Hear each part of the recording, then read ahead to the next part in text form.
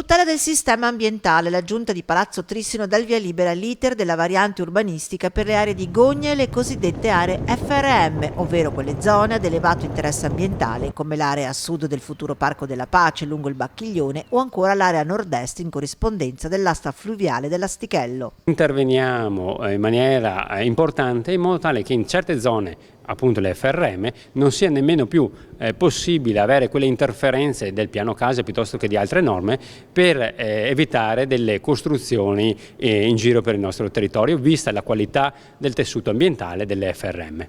Trasformando queste aree come zone FRM, ovvero di riqualificazione e miglioramento ambientale, vengono di fatto introdotte limitazioni nelle trasformazioni edilizie. Non sarà più possibile applicare il piano casa e garantito di conseguenza un più adeguato livello di tutela ambientale e paesaggistica.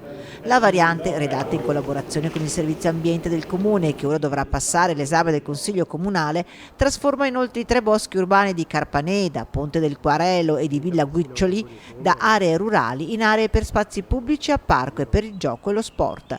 Meglio definite infine le disposizioni normative della rete ecologica a cui gli interventi privati devono sottostare per garantire la preservazione dei valori ambientali.